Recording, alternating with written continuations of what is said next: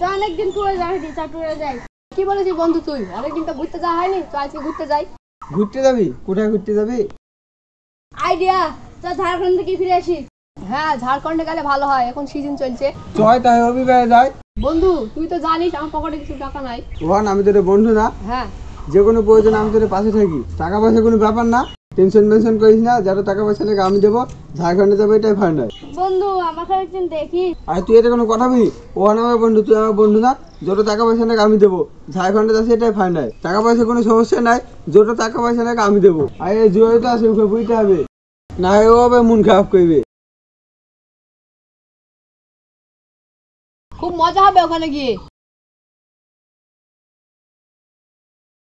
বন্ধু কি মজা না হইলো? বন্ধু আমার নেবে এটাই বেশ। তুই আরে জানি এটা সেরা ছিল, আরে ওখানকার খাবারটা শেষ ছিল। আরে পাহাড়ের উপর যে উঠলাম না, মেঘগুলো অনেক কাছে ছিল। আর মেঘগুলো হাত দিয়ে শোয়া যাচ্ছিল। তো তাহলে আবার সামনের বছর যাবো। হ্যাঁ অবশ্যই। হ্যালো, কি কোন হসপিটাল আছে? কি রে, ওর কি হইলো? কে জানে কি হলো?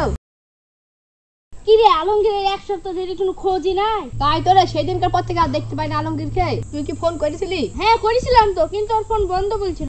আমি যখন করেছিলাম তখন ওর ফোন বন্ধ বলছিল। আরে আমার কথা বাদ দে, রোহান একটা খুশির খবর আছে, আমি নতুন ফোন কিনছি। তাহলে বন্ধু মোবাইলের পার্টিটা আমাকেই প্রথমে দি। হাট, গার্লফ্রেন্ডের কথা দিয়ে আছে, আগে গার্লফ্রেন্ডের কাছে যেতে হবে।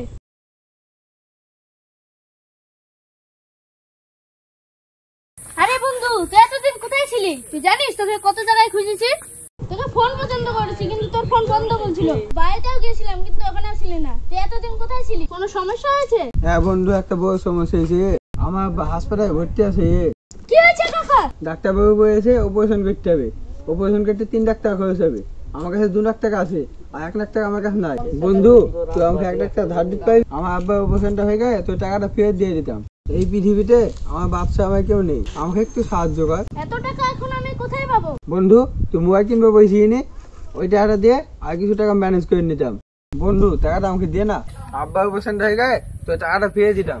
তুই তো জানিস কতদিন স্বপ্ন আইফোন কেনার, কত কষ্ট করে টাকাটা জমেছি, আর তুই বলছিস টাকাটা দিতে?